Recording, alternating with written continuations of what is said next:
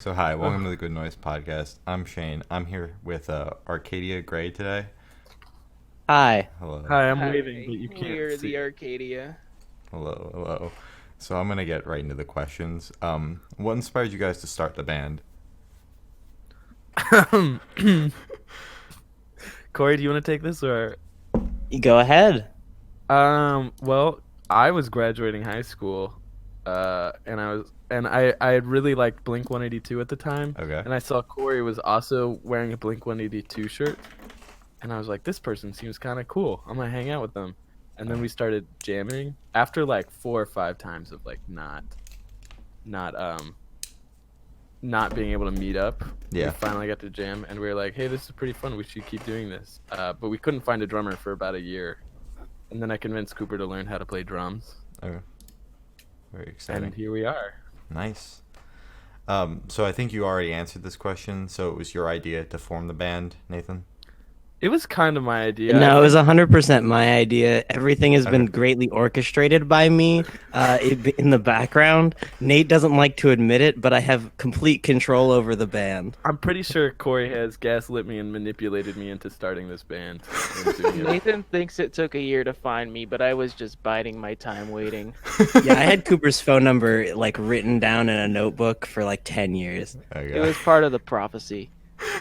Well, I had started like 3 bands prior, and they all failed. What was it? There was All I'm D5. saying is I've started one band and it's gone pretty well. What happened to 100% track Parkview? record. What happened to Parkview? And what's the other band? Anime Club? 100% track record. Formerly known as. Getting called out. Uh-oh. 33%. I think Corey and I just kind of like playing together, and we were like, Yeah. well, let's make a band. I think that's kind of what happened. All right. Very cool. It's weird to think about. So how did you guys all meet? To summarize, we kind of just all went to high school together. Nate and I just happened to have a lunch together, so we started talking, and we ended up in a similar friend group. And then I met Cooper through Nate because they had been, Friends they since went to the middle same middle school? school and everything. Okay. And Cooper and I kind of just became friends through being in Yeah. the band together. Cooper and I had the same classes in high school, 2 of the same classes. So we just sat next to each other, and then I slowly absorbed Cooper into this project. Okay. Well, Nate and I knew each other a while before that too. We knew We each played other Magic. during middle school, and when I was in Boy Scouts, I think we were in the same troop. Oh, cool. No, we weren't. You were in Troop 202, and I was in 120. Oh, I saw you somewhere, so We were at Camporee, and you were like pretending to air drum. I don't know why I have such a good memory of this. You were pretending to air drum, and I was like, "Whoa, Cooper, you're in Boy Scouts!" And then It was we- part of the prophecy. it was part of the It was meant to prophecy. be. I never saw you again because you dropped out of Boy Scouts. Yeah, that shit was dumb, dude. I'm an Eagle Scout. Shut up. Shit's not It done. was pretty dumb.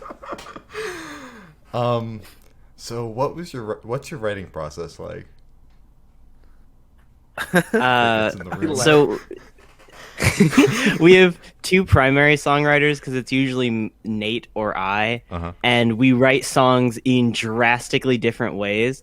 Yeah. Because Nate has a hard time getting like full songs finished, so they'll come to band practice with like really good ideas, but it's like a minute 30 or like 30 seconds of a song. Okay. Yeah. And then I am really passionate about like having big structures, but they're usually not super great. So I'll make like 3-minute long demos or whatever and like be like, hey, can we use any of this? And the band will be like, yeah, we can use like these parts. And I'm like, cool. Cool. All right. Yeah, it'll be like I'll spend like 4-5 hours or days like writing something, and I'll be like, "Fuck it, I'll just take it to the band to unfinished," and it Okay. turns out pretty well every time. That's good. I think I've only finished 2 songs that we've released I mean, before bringing them. nice. It's effective. It does the job. It's working. So what is the first song that you guys wrote as a band? As a band, I think She Won't Ditch was the first like song that we wrote, and after playing it, we were like, wow, okay, we want to That's like good. show this to people. I would say She Won't Ditch and Snowflake were the first 2. All right. Cool. Did you guys have any drums written for any of that stuff before I joined? Because I know you No. had some of those songs written before I was there, but No. The first song that Cooper and I wrote together was Monster, All right. Yeah, I like that one. I don't know, and what's I it- enjoyed that. Yeah. that we was write- fun. We wrote that F is for Floor Time together. That was the first song Corey and I wrote together. An unreleased song that will never see the daylight. Oh, that's a shame. So I don't even. So the past couple of bands we've asked this question to, they say their band name means nothing, but does your band name have any meaning? The meaning is found within. I'd love to give it like some deep set lore thing, Uh-huh. but the story behind it's kind of entertaining. Okay. So basically, I came up with it as a reference to Arcadia Bay from the video game Life is Strange because I really Oh. love that game. All right. Nate still hasn't played it. I Come still on, haven't mate. played I it. really like that game. I almost bought it for the Switch this week. And then I was like, nah, Abzu seems more fun. A lot of time trying to come up with a name.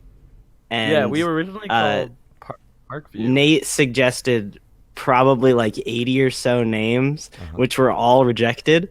And then I Yeah, was it like, was like- okay, well, this has gone on too long. So I made a list of 5 names, and I think 4 of them got approved as like options, and then we just Yeah. chose Arcadia Grey. We were Parkview, and we were about to release our first single, and we were like, wait, there's like 10 Parkviews. Let's not do this. So then I sent like 80 band names in the chat, and everybody's like, fuck that. And Corey sent 3. I think it was Arcadia Grey, like Victoria Heights, and something Anime Club maybe, and we all picked Arcadia Grey. Okay. And I was furious, but you know, it's a good name, so. Yeah. Well, maybe I you just- should have originally came up with some better names, Nate. Ouch. I do want to throw out the most memorable of Nate's options of names was High School Porno. It sounds cool. It doesn't sound cool, Nate. It sounds And like it a only crime. it only gets worse as we get older. Jesus Christ. High school Okay. porno, more not like a porno you make in high school, like a porno that's set in a high school. Like, oh, You have to explain it. It's not good. Ouch. All right. I'm glad you guys didn't go with that. Yeah. In the nicest way possible, Nate. Me too. So what bands have you been listening to lately? Lately, listen to a lot of Charmer. Their new record slaps. All right. And then the new Front Bottom song that came out today, also I a gotta bop. check that out. Yeah. And then I think I've been jamming a retirement party a lot too. Oh. Corey, what do you? We all have really different music tastes.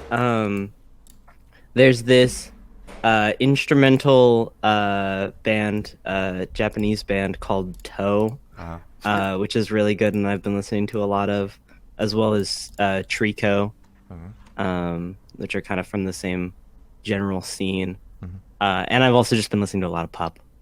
Ooh, Corey and I have been really into "Commit This to Misery" by Motion City Soundtrack. Commit This to Memory is Oh, a Memory, classic. not That is- Misery was. Very good band. It's so good. And Yeah. then I've been listening to Floral Green, that whole record from Title Fight. Yeah. Oh my god, so good. And Cooper, what have you been listening to? Oh, I listen to like a lot of indie rock and stuff. Okay. So like Modest Mouse and Death Cab for Cutie and Car Seat Headrest. But I've also been listening to like Outkast recently. Very cool. What do you listen to, Shane? What have I been listening to? Yeah. Well, the Black Dahlia Murder record that just came out today, August Burns Red, and then I've been listening to just an unhealthy amount of Korn. So, like, it's bad how much I've been listening to them, but it's all right. As a band from Indiana, we are a passionate Korn supporter. Good. We are. Gotta So- be. Ariana Grande sang in Korn. Would that make it popcorn? All right. All right. Had to get that one out there. Yeah. So, have you guys been working on any projects while you've been stuck at home in quarantine? God, yeah. All right. Care to tell us about some of them, or? Nah. All right. Okay. No, what, Corey? You've been doing what feels like hundreds of demos, but I think it's only what, like 10.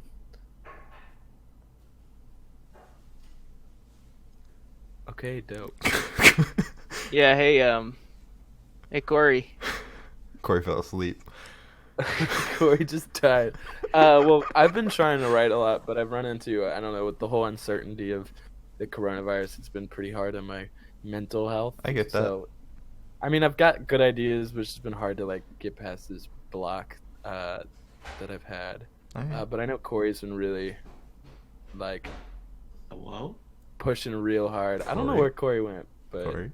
Hear me? Yes. yes, Are I you hear you back? now. Cool. But yeah, we got home from tour, and that's kind of when quarantine started. So I had all of the like ideas from like music I had listened to for the first time on tour, and I had no way to share them with anyone. So we have demos for like the next 3 projects done that we just have to practice and record. That's good. Taking advantage of being stuck at home. Yeah. Um, Write another song. yeah. So, besides working on music, how have you guys been staying busy in quarantine?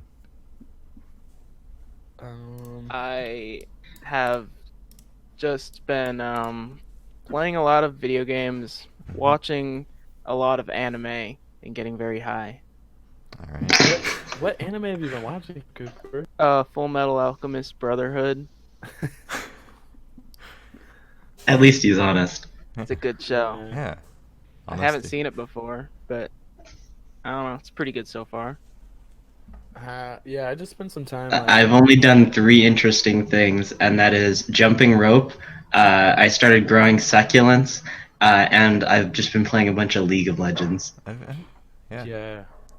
I'm still going to school, so I've been doing a lot of online classes because college sucks, and they're making us do it through Zoom. And then whenever I'm not doing that, I'm just playing guitar, cleaning up my parents' house. All right. I guess I also do some yard work. That's kind of fun. I go out into my yard and I cut things down. It's really exciting. I go to film school, so a lot of the homework is just watching movies. Okay. I think Corey and I tried to watch some Cuban film the other day, and we couldn't make it through it. That's understandable. It was weird. Yeah. So, back to the music. What's your favorite part of making the music? Like writing it, playing it, mixing it? I think playing it in front of a live audience All right. is probably my favorite. I'm guessing that's Nate and Corey's favorite, but I can't speak for them. I like doing that. I think my favorite part of like making music is when we're in the writing process in the same room together and we've brought an idea and we're working on it and like we're playing through it and it just clicks and we're all like looking at it and we finish the song and we're all like, holy shit, that fucking rocked. That was awesome. That's like my favorite moment. Yeah. Like I like playing the shows, I like doing tour, Mhm. I like writing, but when we're just practicing and we get a new song done, that's like the best part. It's just being like, wow, that's fun. Yeah, that's cool. My personal favorite is just, I guess, shows in general, but I really enjoy seeing people moving around to the music because I'm always a sucker for like high energy shows as a attendee. So Yeah, I get being able to put one on is really cool. That's awesome. Yeah. So what artists are your biggest inspirations when it comes to the band? Corey, do you want to take the lead? Sure. We kind of have a lot of different influences because we have been not like in the scene, but we've kind of been listening as the whole like modern baseball kind of confessional emo rise. So a lot of the bands in that circle have influenced us a lot. We took a lot of inspiration from it's a weird call out, but the people in Darkle's previous project, Morning Effort. Okay. Yes. Morning Effort. I guess when we when we started this project, like we didn't really know what direction we wanted to go in. So Corey and I would be like, all right, name 3 bands that you would like to, blend and sound like. So at one point it was like American Football, Remo Drive, and Mom Jeans, and at one point it was like Blink-182 and Weezer and Mobo. Yeah. It's evolved now. I think, I don't know, we're kind of like obsessed with the scene right now. So all the small bands that we play with, we Just really like Heart Attack, man. That's really like it. Heart Attack, man. Our friends at Guitar Fight from Foley Cooley, we're stealing your sound. Oh, All that stuff. yeah. We're not giving it back either. It's ours now. Yeah. Stole it, and I have zero intentions of giving it back.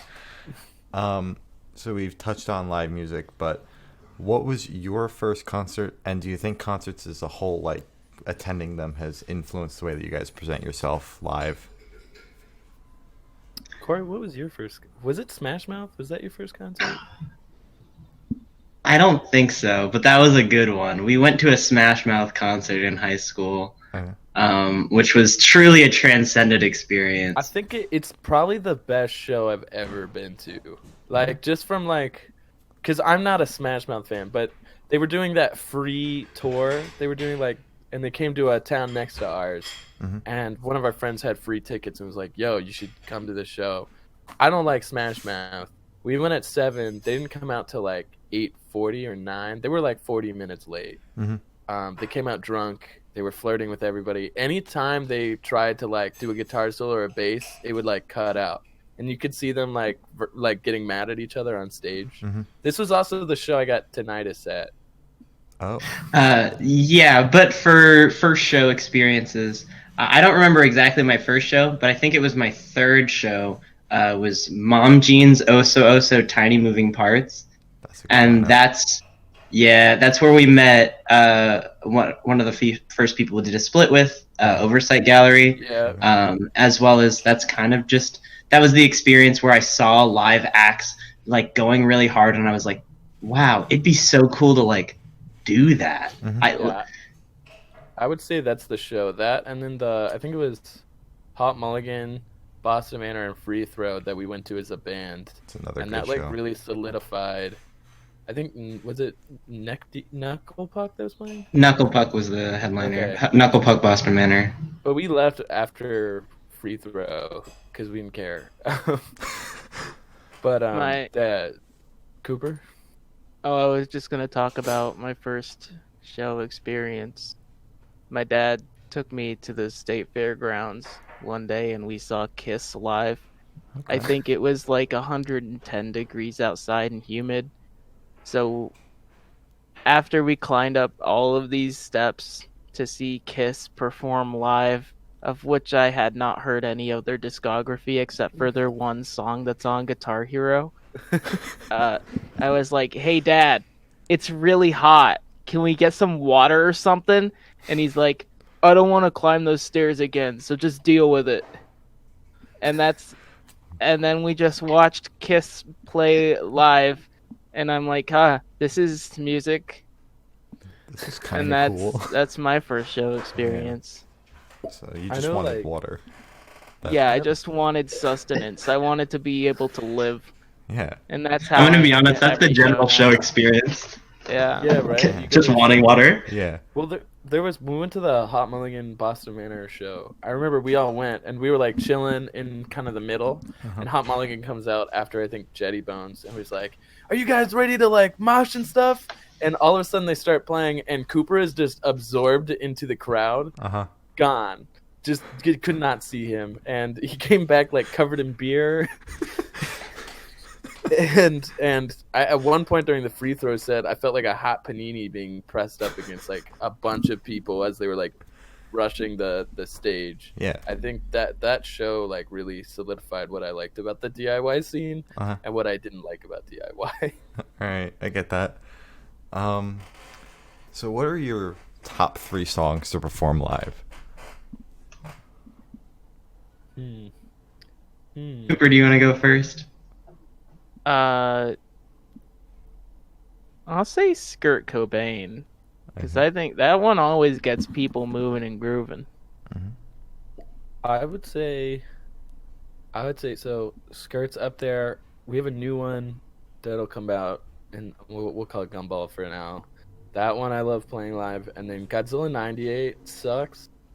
Every time we play that song, third song in the set, fourth song, last song, I cannot breathe. I'm sweating. I'm dead. Like, that song goes so hard every time. Yeah. No matter the crowd. I mean, that's cool. It's good to have a song like that. And Corey?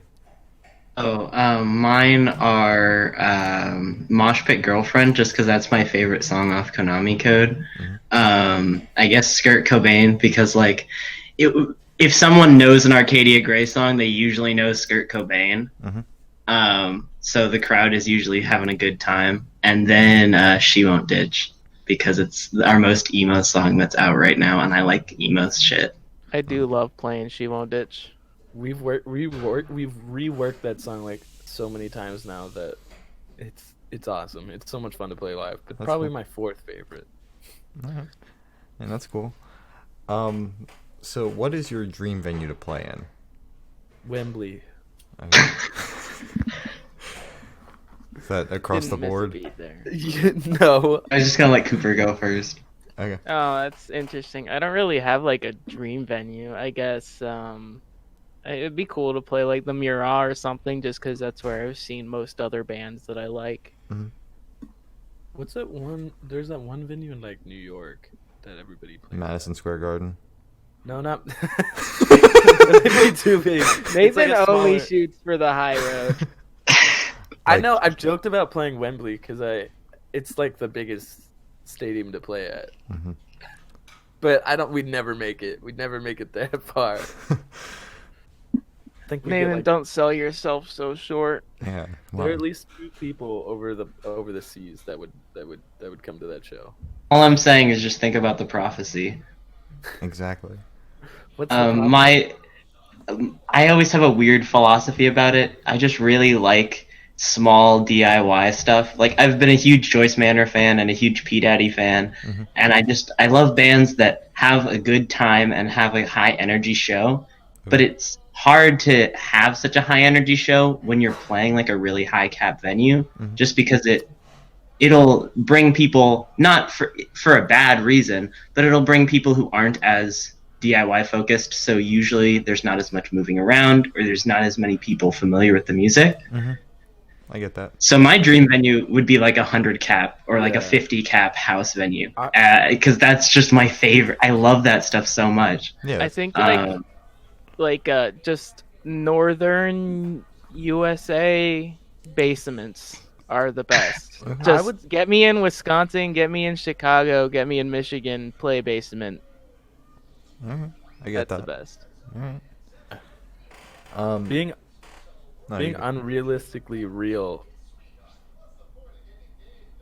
Is there anything else to that statement? Yep, that's what. Rip blood. Okay. So we do this thing where we get a question from the previous band that we interviewed and we ask it to the next band. So this one comes from a band from New Jersey called The Ones You Forgot, and they want to know what your most embarrassing moment during a show was. Oh, I've got this. So it was when we were in Chicago, I think at the 105 for the first time. And we were playing our last song. It was She Won't Ditch, and there's a drum roll near the end, and it gets all like people just going wild to it. And then I guess my hands just forgot how to drum roll, and so I was messing up it, and just like hitting the drum weird, obviously doing it wrong. And then I looked up and I just saw people stop dancing in the audience. I'm like, no, dude, no! I ruined it. I ruined everything. What's better is that my sister and aunt that live in Chicago were at that show. It was like the only show they've ever seen me at. Aww. So that's my most embarrassing. I just really messed it up, but it's okay. Yeah, it's okay.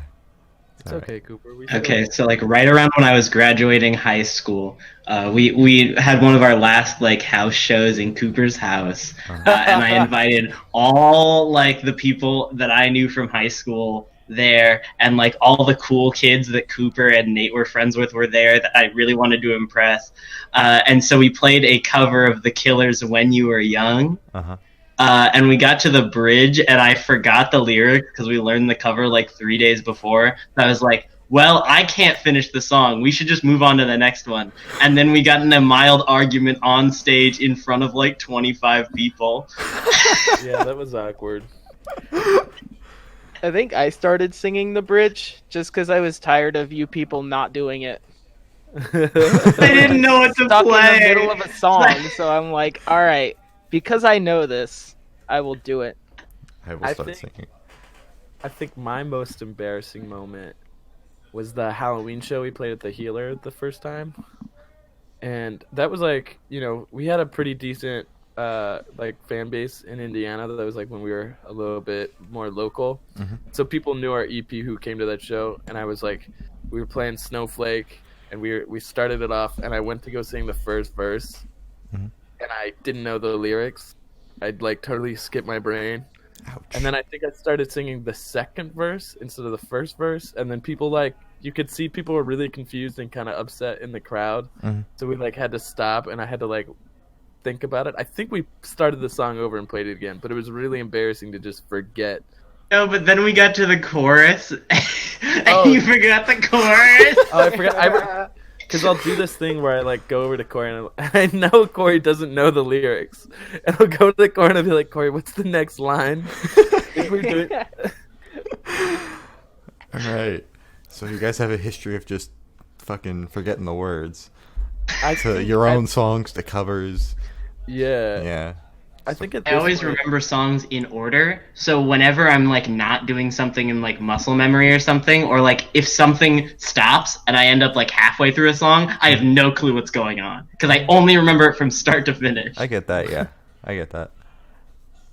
I think at this point our fans just expect us to like fuck up somewhere. Like 'cause We've at- lowered the standards. at every show, either Corey breaks a string, or her pedal board breaks, or my pedal board breaks, or Cooper breaks a stick during a drum solo. Like, So it's just. I mean, that's Or- kind of everybody can understand that last one. Yeah. yeah, Shit And I hit the happens. drums very hard. yeah. So it's like, I don't know, we fuck up a lot, but people seem to enjoy it. Yeah. They're like, wow, you guys have a lot of personality in your music. No, we're just bad at playing. I mean, it also just adds like a sense of uncertainty when you go to see you guys live. Like, oh, how badly are they gonna fuck up tonight? Like, we always plan on giving people the same show, Yeah. and we just never end up giving people the same show. I get No, that. we're not here to play the songs. We're here for an experience. We Yeah. are here Right. for an experience. I think there was that one time where like somebody came up to us before our set and said they had driven like 4 hours or 3 hours to see us. Mhm.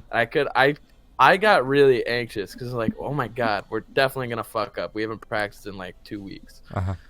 and we did. We fucked up real hard, and I hope they enjoyed the show. But it's if you drove to come see us more than an hour or two, please don't tell me until after, because All right.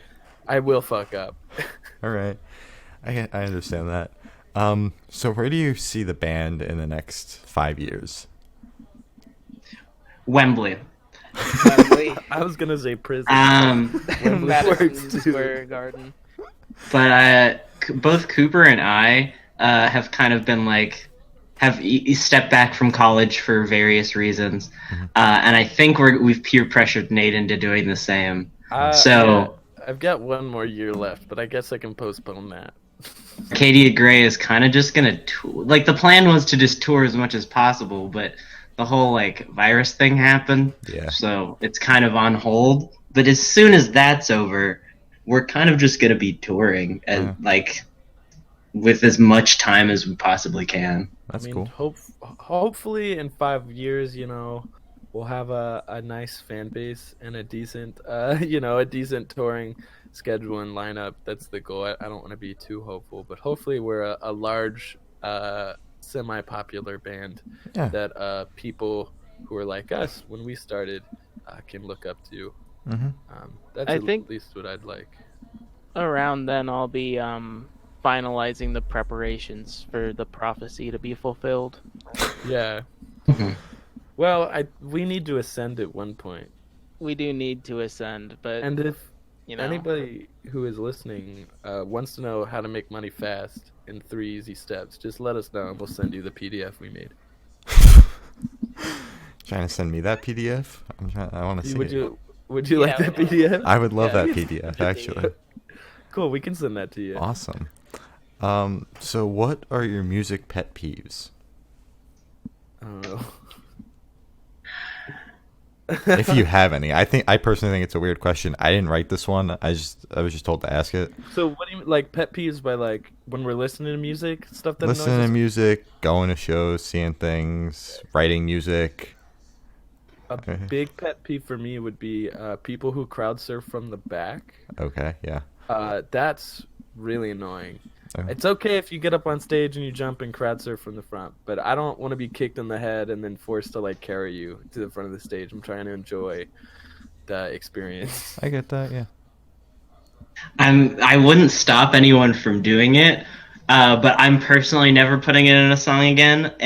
Any section that's a na-na section, where you just say na-na-na over and over again, Okay, yeah. it's fun when you're writing the song, but anytime you perform it, it is mind-numbing. It is a little mind-numbing. I don't know how Blink-182 did it for like 20 years.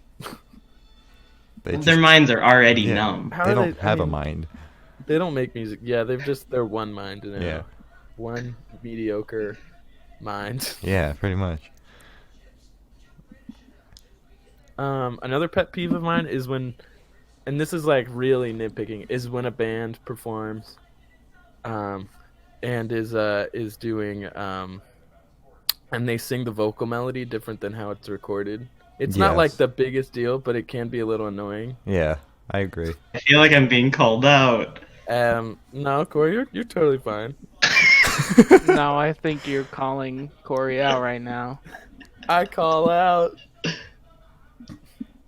Um, Yeah, Corey. This is not Yeah. the first time you've made this complaint. I mean more towards like, what's a band that does a lot? Hippocamp? I don't think naming names is the move. Okay, whatever. Anything from you, Cooper?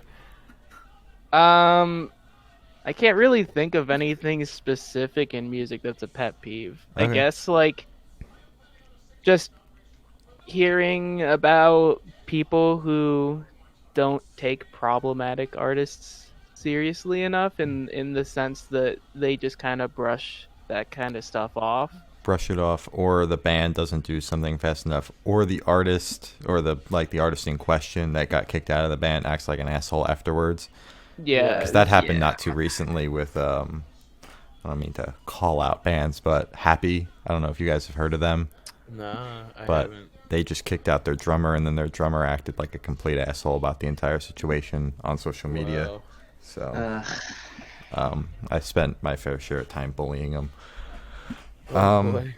So, moving completely away from music and going to death row. If you were on death row, what would your last meal be and why? Oh my god. if there's one food that has defined me, it is pizza. So Okay. that would be a Papa John's cheese pizza with garlic sauce. That's the saddest death row meal. It is I the can happiest possibly death row imagine. meal. Why Papa John's? Why not like a good pizza? Shut Like, the fuck up. Just shut up. I'm not here to be judged. I was asked a question. I answered truthfully. So I did I'll mock kick your Cooper. ass. I'll fucking I did fight mock- you. Can't do that right now. You got to socially not- distance. Phyllis, send him a fist in the mail. Yeah. Um, I'll Molotov I you. did mock Cooper. However, my choice would probably be Chef Boyardee ravioli with some my Boston God. Market macaroni and cheese, That is because not, those are just my two biggest comfort foods. that is I'm not the getting first in my time car I've gotten right that. now.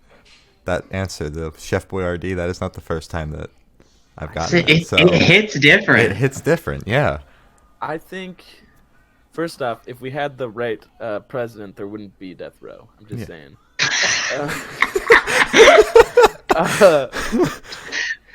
So I would say I lived overseas for a while, and there was this one place that I really liked, and it had like the best fried chicken in the world. What was it called? I did not know the name because it was literally a hole in the wall. It was like in an alley. It was a one window. They were only open at specific hours. Are you sure it was actually chicken you were eating? Yeah, you mocked Cooper's Papa John's, but you're just getting chicken out of a hole in the wall. They were on Japanese television. Okay, they were interviewed by several Tokyo news stations. All right, so we got Papa John's Pizza, Chef Boyardee, and chicken from a hole in a wall. All right. Yeah, it's the best. It was a fried chicken bento box, and it was like the best fried chicken I've ever had. I would. It's called karage or some. I don't know. It's been a while since, but yeah, that's what I would have. I respect it. So if you could live in one fictional world for a week, what would it be? Adventure Time. Okay. Probably the Land of Ooh would be pretty fun. Okay. Be pretty dangerous though. Yeah, but like, you could be. I don't know. I could find some cool friends. That or this would be really depressing, and we're almost living in it. Maybe the Blade Runner universe. Okay. Do you really think you'd survive in the Blade Runner universe for a week? I don't know. It might be fun. Yeah, worth a shot. For my fictional universe. Oh, go ahead. No, I'm gonna shut up. Just go. Stop bullying Drummers aren't Cooper. supposed to talk. Stop bullying him. Oh, sorry, I'm Cooper. getting feisty. All right. Live in either the land of robots from the movie Robots. Oh my god, yeah, that would be dope. Okay. Just I just like Garfield, so it's just regular life except Garfield's there. Mm-hmm. Yeah. The Ratchet and Clank universe would be dope to live in too. Yeah. Again, very interesting, but also extremely unsafe. Why is it unsafe? It's worth a shot. You're only there for a week. So like. I'm not very fit, and I'm not very bright, so I'd just die in like a day. You can't platform your way across the universe. L. I can barely walk. Cooper, where would you live? Yeah. Anything? Oh, I would live in the first Jurassic Park movie universe, but I wouldn't be on the Jurassic Park island. You just want to live in the 90s? You just like knowing that Jurassic Park happened. Yeah, I just enjoy having that as like a real piece of history. Yeah. Well, So just- Either that or like Bill and Ted's Excellent Adventure, and I'll steal their time machine. Okay. Oh, the Alien universe also pretty cool, but like not on the ship, just like on a colonizer planet. Yeah, just like living, knowing that it's out But there. but technically that would also be in the Blade Runner universe, because that Alien is canon in the Blade Runner universe. Is that so? For you nerds out there, yeah. All right, dropping knowledge now too. And the final question, the most important one, what's your favorite color? Purple. Okay. Blue. So in third grade, it was blue, but I bet someone $5 that they couldn't guess my favorite color, and they guessed blue, so I changed it to red. Okay. I also love the concept that Cooper's favorite color and Nate's favorite color combined to make my favorite color. Yeah, that's Yeah. cool. It's It's like it was meant to be. The prophecy's coming all together Yeah. now. Let's go. Understandable. Ascend with us. Yeah. Please ascend. ascend, ascend, ascend, ascend, ascend, The ascend. Ascend. All right. So, thank you for sitting down with me. I was actually standing I've up. been standing. Yeah. Well, okay. All right. All right. Well, thank you for standing up with me. I'm sitting now. I'm actually crisscross applesauce. while also planking. Thank you for your time. Yeah, I appreciate you Thank guys you. coming on, talking. This is Wait, what's your favorite color? Oh, my favorite color? Well, I'm in all black right now, so I'd say black. Oh, Yeah, I'm okay. Sure. edgy. Ooh, Edge. edgelord. So yeah, I appreciate you guys coming on, talking. This is a lot of fun. So this is Arcadia Grey, and Hi. yeah, I'm waving, but you can't see it. yeah. All right, and that's all. Adios.